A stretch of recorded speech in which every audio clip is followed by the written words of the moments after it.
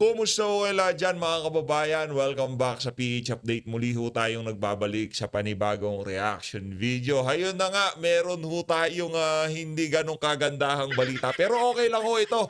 Ayos lang ho ito as long na dapat ma-identify talaga yung mga ipipresentang mga biktima dyan sa ICC kasi mahirap na di ba? Baka pati si Aling Sheila dalhin nila dyan sa ICC. Kung bago lang ho kayo sa PH Update, isang like at isang subscribe.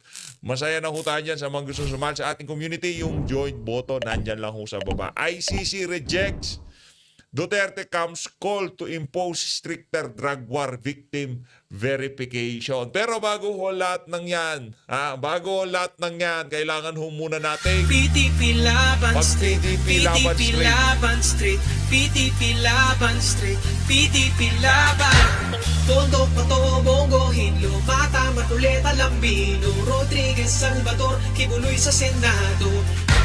Tondo, Pato, Bongo, Hinlo, Mata, Matuleta, Tuloy-tuloy lang Lambino, po tayo, Rodriguez, Tuloy-tuloy. Salvador, Kibuloy sa Senado. Duterte Straight, PTP Laban Street, PTP Laban Street, PTP Laban Street, PTP Laban, PTP Laban Street, PTP Laban Street, PTP Laban Street, PDP Laban PTP Street, PDP Laban. Laban Street ho tayo, PDP Laban Street.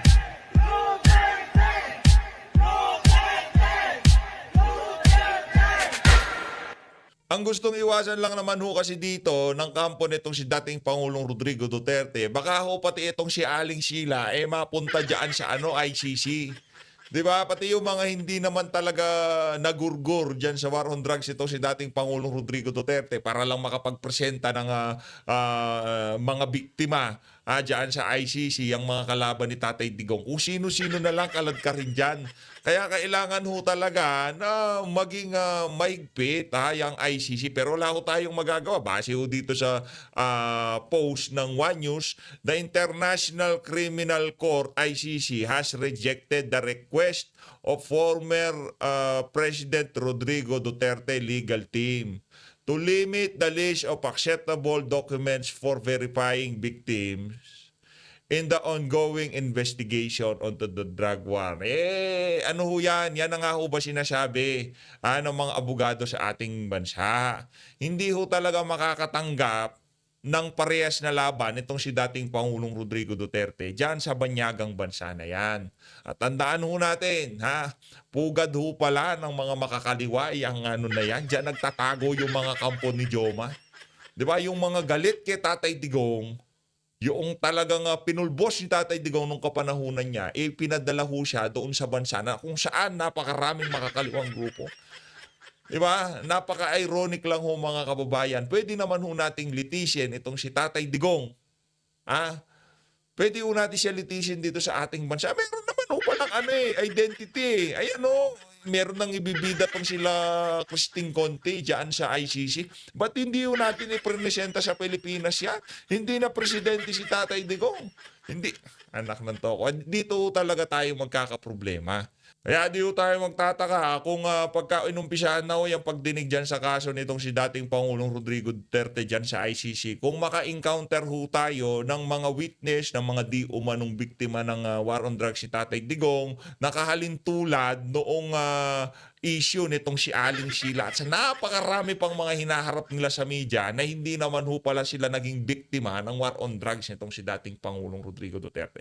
Yan ho ang ating problema dyan mga kababayan. Pero kung dito ho siya sa bansa nalilitis, nagkakaroon ho talaga ng parehas na pagkilate sa mga ebidensya, sa mga witness, sa kontra-argumento nitong kampo ni Tatay Digong at makikita ng sambayan ng Pilipino. Pero dyan mga kababayan, hindi pa ho nag-uumpisa ang laban, dihado na ho itong si dating Pangulong Rodrigo Duterte. Kaya sa lahat, kaya kung sino man yung gumawa niyan kay dating Pangulong Rodrigo Duterte, hindi ho natin sila basta-basta pwedeng pagkatiwalaan o hindi ho talaga natin sila mapagkakatiwalaan sa ating bansa. Sino? Yang si Marcos Jr. Kaya para doon sa naghahanap kung sino ang mastermind diyan sa nangyari na yan kay dating Pangulong Rodrigo Duterte, diyan sa pagbenta sa sovereignty natin, wag na ho kayong tumingin kung saan-saan. Yang si Boying Remulla, yang si Anyo, yang si Gibo, yang si Marbil, yang si Torre, mga kinasangkapan lang ho yan. Pero yung utak ho talaga sa lahat ng kaganapan na to, nagpa-interview nga siya, di ba? Pagkalipad ni Tatay Digong, nagkaroon ng interview yang si Marcos Jr. Kaya siya ginawa lang daw ho nila ang obligasyon nila sa Interpol. Ba't pa natin hinahanap, Senator Aimee? Umamin na nga yung kapatid mo na ginawa lang daw natin ang obligasyon natin sa Interpol. Obligasyon ho natin sa Interpol, isuko ang sovereignty ng ating bansa. Anak ng toko. Anong klaseng obligasyon na? Obligasyon natin makipag-cooperate. Obligasyon natin na tumugon sa request pero hindi kagyat ibigay mo yung kanilang yung kung sino man ang hinahanap nila. Hindi man nga red notice, di ba? Hindi man nga lang nga red notice, pinadala na lang orada doon itong si dating Pangulong Rodrigo Duterte. Dito sa bahagi ng video natin na ito, mga kababayan, yung hindi pa ho natin verify ito kaya hindi ho natin ipapalabas dito. Mahirap na. Ito na lang ho tayo. Dito ho tayo sa na feature ho itong si Marcos Jr. sa isang game show dyan sa Australia. Na-feature ho siya dyan sa isang game show. Eto mga kababayan, panoorin ho natin to. Guys, did you know BBM got featured in game show in Australia? So here's the question, guys. Which subject did Philippine President Bongbong Marcos fail twice while studying at Oxford University? A. Law, B. Politics, C. Economics. 2 beses mo binagsak ang isang subject. Aba, matindi ka, Brad. Oo, tayo naman ho dito, bumagsak tayo ng isang subject, pero nung kinuha natin ulit, napasa na natin. Matindi ka, Brad. Pambihira to. Tayo, mahina ho talaga tayo sa arithmetic. Mahina tayo dyan Natandaan ko, try ko, alam ko bumagsak ako. Pero pangalawang take ko, ginalingan ko na. Pumasa na ako. Pambihira ka, akala ko pa naman. Kung makapagsalita sa bagay, pagkapalabangag talagang tamang talino yung mga yan. Babagsak mo, isang subject, babagsak mo ng 2 beses? Ba't talagang, ika nga, ibang level na yung yung kabangagan mo pagka nangyari yun, pag nagkataon, di ba? Seryoso, 2 beses binagsak ni Marcos Jr. tong iisa subject na to. Doon pa lang sa pangalawa, alam mo na yung susunod na pag-aaralan niya kasi pinag-aralan nyo na yan O maliban na lang kung talagang walang inatupag yan, nag-aaral sa Oxford, kundi magbangag lang na magbangag, di ba? Pambihira. So, guess what? Guess it. Sige, And let's see if you're right. Namin. And then, we will listen sa, with the answer. I'll give you a few more seconds. Ayan yung mga choices.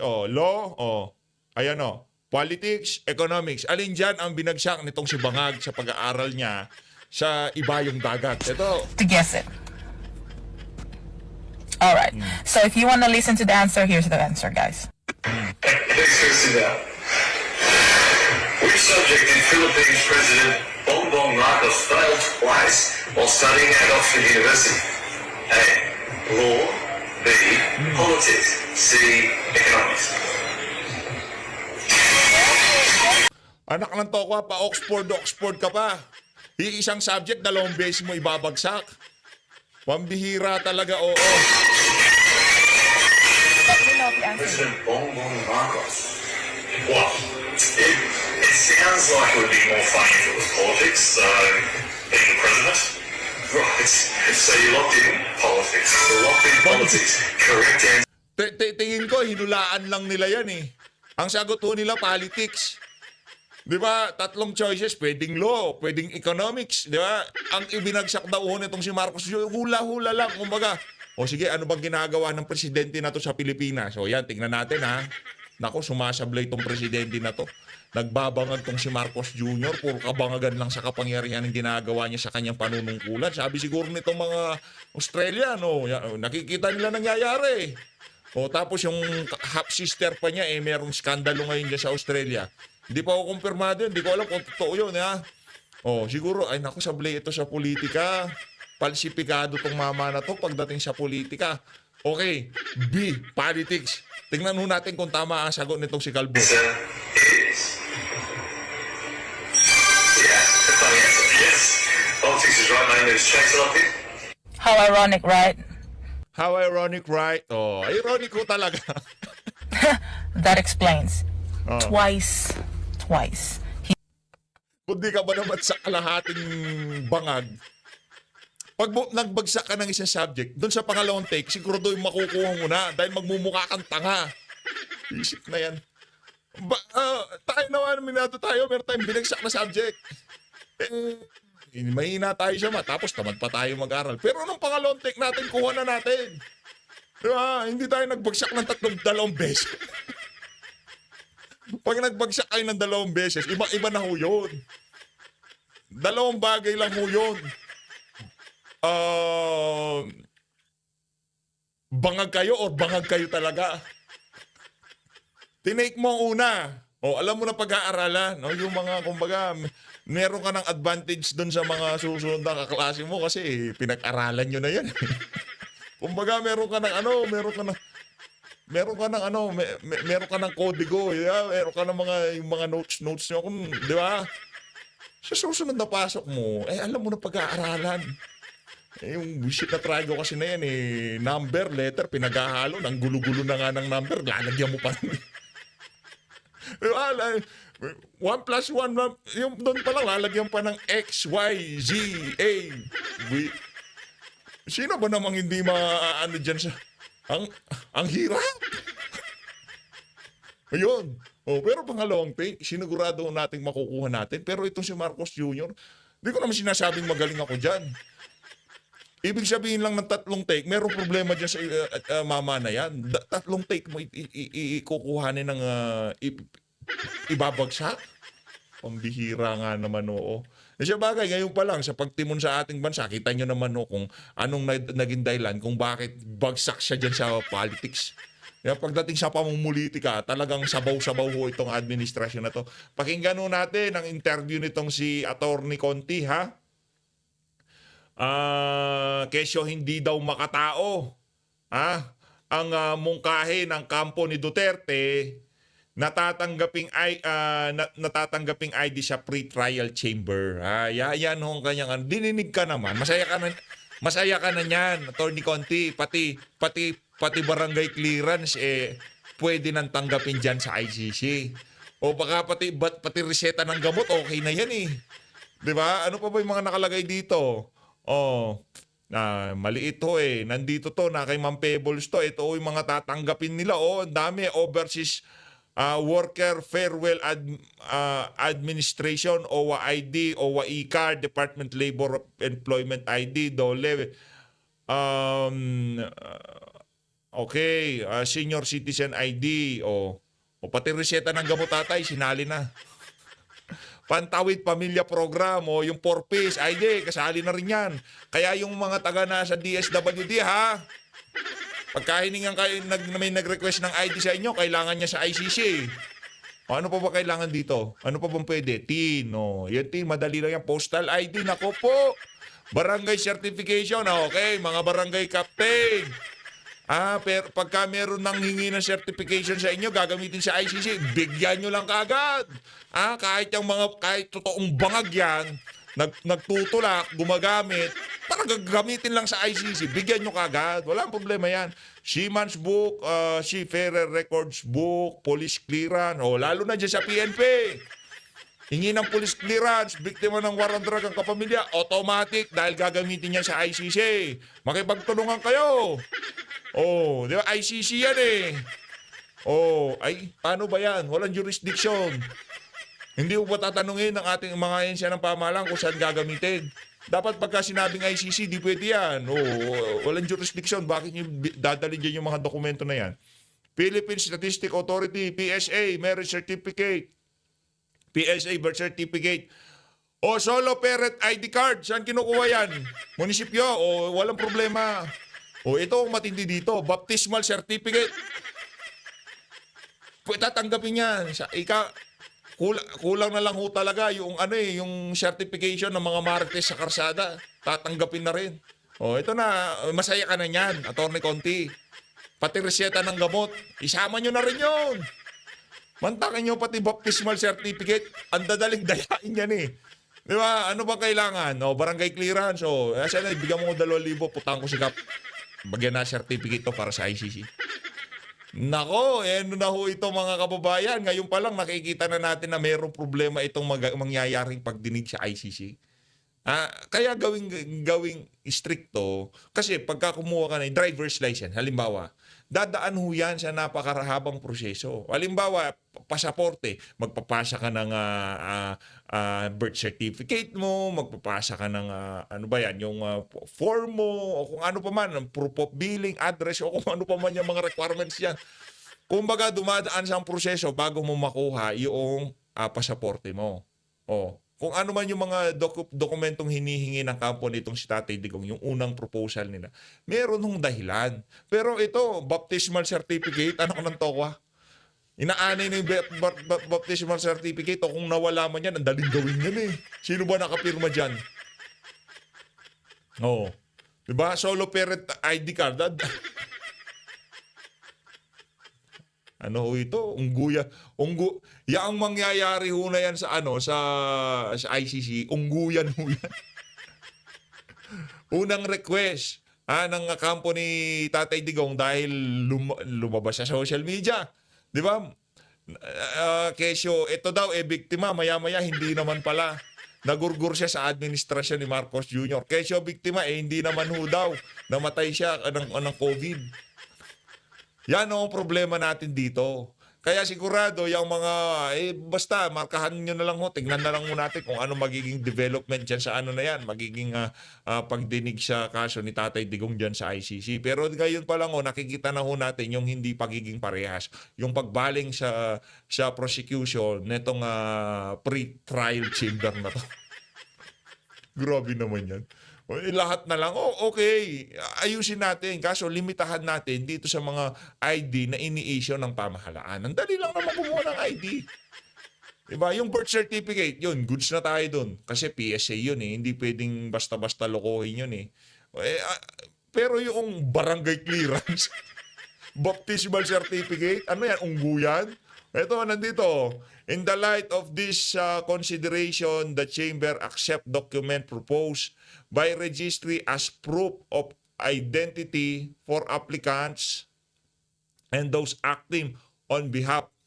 Ito na ho yung mga tatanggapin nila. Ito yung mga nabanggit ho natin, yung mga ito ipakita ko ho sa inyo. Ano na ho ito, kumbaga, wag ho kayong magtaka kung makakakita kayo ng aling Sheila sa diyan sa ICC. Na kung ano-ano ang kiniklaim nila. Ayan ho. Ayan ho. At least may listahan na. Yan naman ang gusto nitong si Atty. Conti. Yan ho. Yan ho mga kababayan. Di ba? Yan ho mga kababayan. Kung nagawan ho nila ng paraan, itong si Tatay Digong na mapadala doon sa dahig Netherlands, gayong saligang batas na ang kumikwestiyon doon sa ginawa nila. Ano ba naman ho yung tawag dito, yung solo parent ID card? Diba? Kung saligang batas na ho ang kumikwestiyon doon sa ginawa ng mga gunggong na to, ano pa naman ho yung baptismal certificate o yung barangay clearance? Bahala kayo dyan. Basta tayo ho dito, focus ho muna tayo sa kampanya. Yang pag-uwi ni Tatay Digong, malaki yung factor ang paghalal natin sa 10 kandidato na to. Pakinggan ho natin itong si Atty. Conti. Itong si Atty. Good morning po, Conti. attorney. Ay, medyo lang tayo, may problema. Si ma'am. Attorney? Wala kang... Yes, good morning. Hello. Ayun. Nasa Pilipinas na po ba kayo, attorney? Yes, nasa Pilipinas na. Ayan. Diretso po tayo agad dito sa issue, no? Kung saan ang kampo nga po ng mga Duterte ay ang gusto po nilang mangyari, mungkahin nila, limitahan sa national ID or pasaporte lang ang tatanggapin na valid IDs ng pre-trial chamber para po sa verification ng pagkakakilanlan ng mga biktima. Ano po ang reaksyon ninyo tungkol dito? Hindi makatao. Parang wala namang puso itong sina Attorney Kaufman. Ang dali lang naman ng national ID. Di ba? Ano nga di ba? Anong tawag dito? Yung pag-arke lang nga ng eroplano. Mabilis pa sa alas 4, yung national ID pa kaya hindi kayang i-provide ng mga ano. Dali-dali lang nun. Hindi makatao. Hindi makatao dito yung ginawa kay Tatay Digong. Ikaw talaga, oo. At kumbaga lutang dun sa sitwasyon sa Pilipinas. Parang hindi niya nga kilala kung sino yung mga mag-a-apply na biktima. Tandaan natin na sa loob ng Pilipinas, kilala natin na ang mga biktima yung mahihirap. Sabi nga namin, hindi naman to naging war on drugs, kundi massacre of the poor. At ang Grabe passport, naman yan. sa totoo lang, para lang sa mayaman yan eh. Kasi kailangan mo ng passport para makalipad ng ibang bansa. Ang karamihan sa mga naging biktima, walang ganyan. Ang sinasabi na Teka lang. Binibida mo yung yung passport, national ID pwede naman. Oh, ang bilis lang ng national ID na yan at ano na nga ho ngayon yan, parang require na yung pagkuha ng national ID. 'Di ba? Yung bata nga na maliit ngayon inaano na talagang pwede nang kumuha ng national ID. Passport okay, pagpalagay na natin ganun na hindi mahirap o kung ano pa man yung mga naging dahilan nyo. Pambihira o pagpapadala kay Tatay Digong, ang bilis nyo. Tapos pagka-witness na kahit ano na lang. Sa bagay, wala ko tayong magagawa. Ano yan yung pagiging unfair niyan, ano yan, ika nga, dyan na ho natin makikita. Yung tipong parang wala ho tayong nakikitang fairness. Wala ho tayong makikitang fairness dito. Ay sinabi na nga ni Tatay Digong, wag natin pakialaman yung mangyayaring diyan trial niya. Pero dito sa mga ganitong klaseng balitang naglalabasan, di ho natin maiwasan. Naalala niyo yon nung sinabi nila na suporta lang kayo sa mga kandidato ko. Ay itong issue dito sa Netherlands, kaya to ng ating mga abogado. Pero kailangan malaman ng ating mga kababayan kung ano na nga ba ang mga diyan update ika nga. Kaya nandito ho tayo para ihatid itong ating mga reaksyon sa mga naglalabas ng kabalban. Dito sa kaso na to, dito diyan sa mangyayaring pagtalakay diyan sa kaso nitong si dating Pangulong Rodrigo Duterte diyan sa namin ICC. ay practicality din. Ilan lang ba ang merong national ID at naudlot pa nga hanggang ngayon. Anong ilan? Palibasa kayo, ayaw niyong kumuha ng national ID kasi alam namin dahilan. Ilan ka dyan. Di ba? Hindi ko sinasabing makakaliwa ito. Hindi. Isa ko kasi sa mga mekanismo ng national ID na yan. Kumbaga para magkaroon ng malaman ng Estado kung sino talaga lahat ng masasakupan niya. Alam niyo yung mga makakaliwa, ayaw nilang kumuha niya. Ayaw nilang kumuha ng national ID na yan, yung mga makakaliwa. Ilan lang daw. Sa mga kasama kaibigan no, kakilala mo siguro, ilan lang ang mga nakakuha. Diba? Karamihan siguro sa mga kaibigan kakilala mo, walang national ID. Kasi wala namang opisina sa bundok. Malay mo ba, mahilig mag-hiking? Wala tayong nagtag dito Malay mo ba natin, mahilig silang mag-hiking? Mahilig silang mag-adventure. Kaso wala nang uwian. Mga kaibigan itong si Conti, no? Pagka nag-hiking ko sila, yearly ho yun. Sila doon, rain or shine sila. Nga ay hindi pa tuloy-tuloy yung pagpoproseso nito. Kaya doon kami sa naunang listahan na binigay ng Victims Participation and Reparation Section. Doon po ba anong requirement noong una? Ano talaga for pre-trial chamber, ano lang ang requirement para para makalahok po sila? Ang requirements ay aaprubahan nga, correct, ng pre-trial chamber at ang una nilang i-approve ay yung form. So, nauna na merong na-submit daw na household application form na ginamit nila sa dating mga kaso ng CONI, tapos parang sa Ongwen. Ang household application form ay pwedeng i-fill up ng buong bahay, imbis ng paisa-isa. Pangalawa, magsasubmit kasi ng ID. At dito na nga nagkakatalo-talo kung anong klaseng ID yung isasubmit. And then pangatlo, kung may supporting documents or iba pang mga dokumento na dapat ibigay, nakasaad naman ito. Naasahan namin aprobahan to sa loob ng siguro April para makasimula na yung application by May. So, kung sakali, Attorney Conti, kung hindi itong mga IDs na to ang ipipresenta syempre ng mga pamilya po no, ng biktima, anong ID po available ang po pwede kaya nilang maipresenta? At kung sakali man napayagan ito ng pretrial chamber, may ugnayan na po ba kayo dito sa Philippine government kung posibleng mabigyan halimbawa ng pasaporte at national ID agad itong pamilya ng mga biktima? Naku, alam nyo, una sa lahat, hindi kami dun sa gagawa ka pa ng extra effort. Ang sabi namin, dapat ma-mirror kung ano ba yung sitwasyon sa ngayon. Kailangan kilalanin niya ng korte at tiwala kami dahil sila ay victim-friendly court na pakikinggan nila kami. Ang sabi namin, Yun, narinig nyo, sila ay victim-friendly court. Pagka victim-friendly ho sila. O pagka ikaw ang nasasakdalin, ako, hindi sila friendly sa inyo. May kalalagyan ho kayo.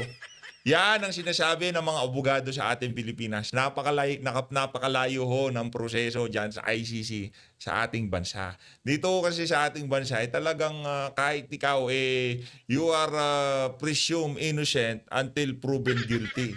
Yun ho yun. Diba? Hindi ano yun eh. Hindi, walang ganun. Ngayon pa nga lang, di ba? Kikita na ho natin. ano bang ID na karamitan na hawak ng tao? Yung parang maximum na o yung karamihan, UMID. Kasi kasi nandiyan yung SSS, nandiyan yung PhilHealth. Pwede din yung paisa-isang ID ng SSS, PhilHealth, Pag-ibig. Pwede din barangay ID. Pwede din local government ID.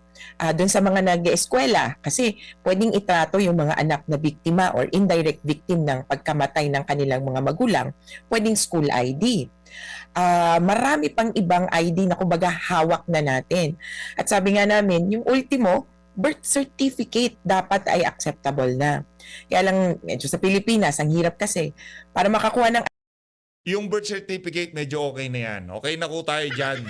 Passport, UMID, at saka ang national ID, goods na ho tayo dyan. Kung tayo tatanungin eh. Pero pagka linagyan mo ng baptismal, ID, kailangan mo ng 2 valid IDs. Para makakuha ng 2 valid IDs, kailangan mo ng ganito, kailangan mo ng pera. Pero tingin namin, kung may alternatives, kumbaga may listahan ng mga pwedeng ibigay bukod sa national ID tsaka passport. Actually, hindi naman kami kontra na pwedeng mag-submit ng passport at national ID. Doon kami kontra sa yun lang. Kaya yung alternatives nakapila naman yan. Hanggang pinakaunang dokumento na dapat makuha mo ay birth certificate. Kaso kinikilala din namin parang may 30 million na Pilipino na walang birth certificate. Nako, hindi naman totoo. Ikaw naman, oo. Lahat na lang gusto nyo i-shortcut, no? Lahat na lang talaga gusto nyo i-shortcut. Pagpapadala kay Tatay Digong, pagpipresenta ng mga di umanong biktima, lahat shortcut.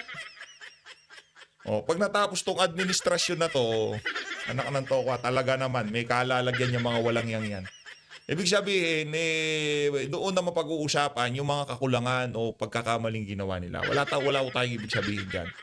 Kaya Malinaw. hindi tayo pwedeng lumugar dun sa, hindi, kumuha kayo. Sa amin po, kung ano ang hawak at ano ang pinakakayang gawin, yun. Total, kailangan din naman talaga ng ID. Kaya lang, para dun sa antaas ng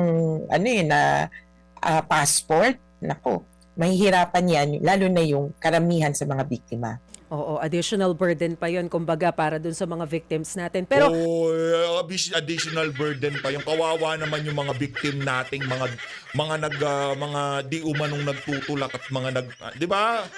Kawawa yun eh, 'di ba? Para dito sa News 5 sa mga reporter, kawawa sila. Pero yung mga nagurgor na, 'di ba? Yung mga nasaktan nito, mga durugista na to, hindi kawawa yun. Walang burden doon. Walang burden doon sa magulang na hold up nitong mga drogista, nasawi, at yung magulang na yon merong sinusustentahan. Yung mga naulila, hindi kawawa yon. Walang burden yung mga yon. Isit na na yan, loy ka ng pag-interview.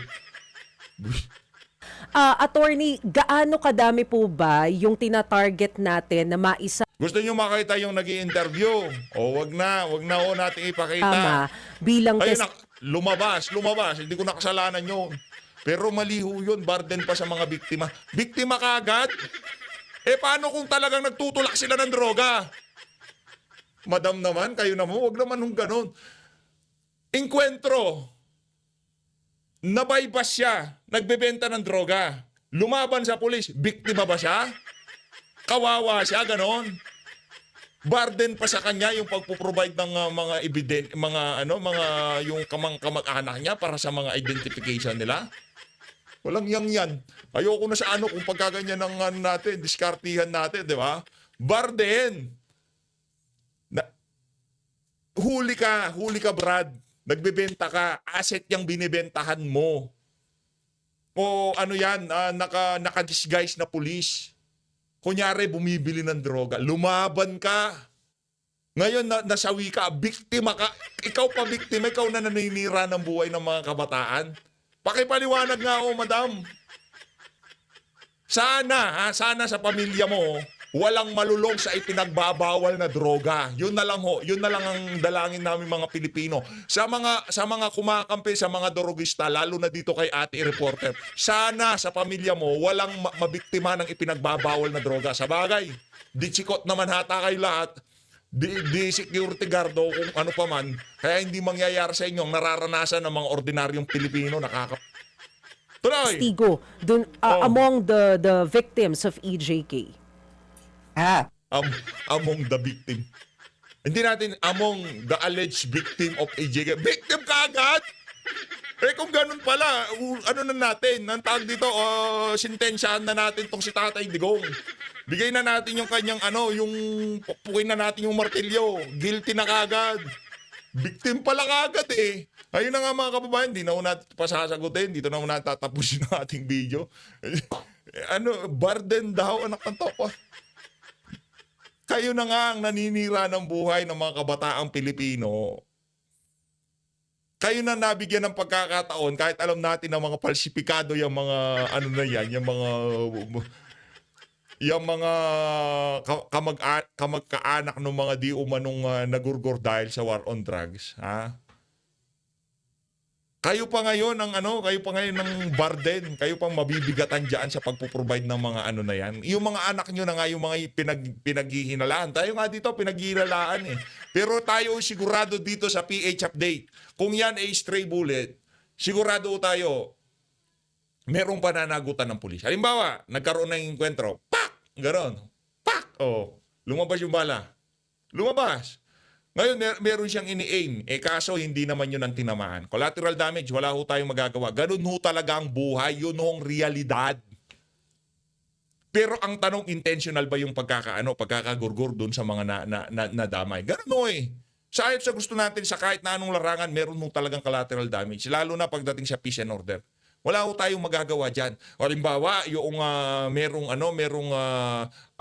tawag dito, merong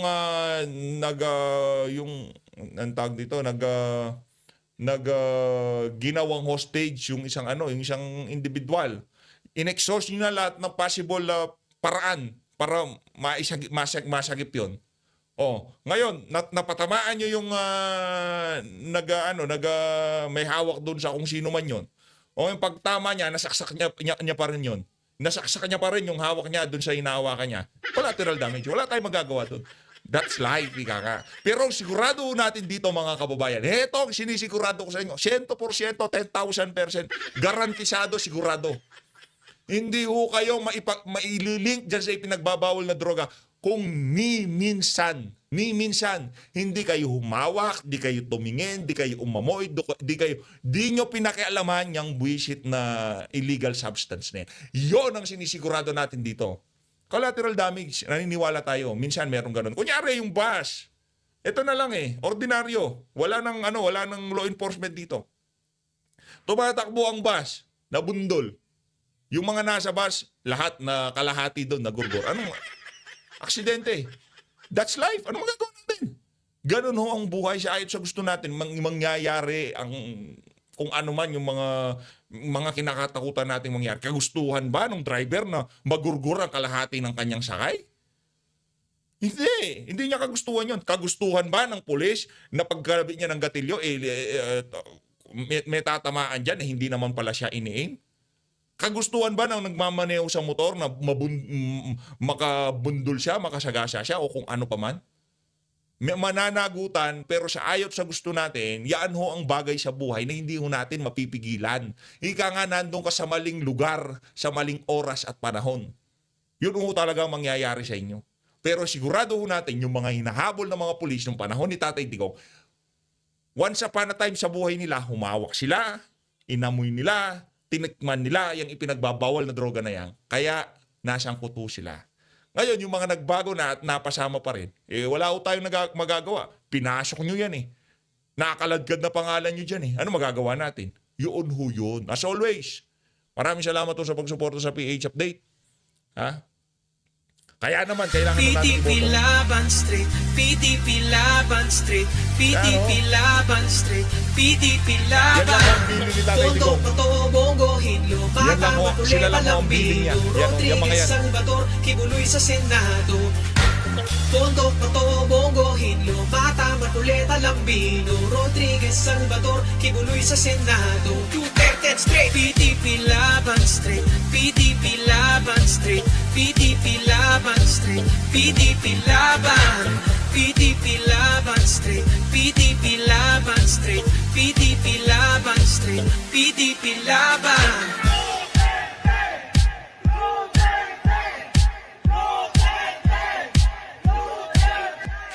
Ayo, maraming salamat o. Mag-ingat o lahat. Mahalin natin Pilipinas. Ikaw ha, Torny Conti, at dalang lang kitang gawin na reaction video.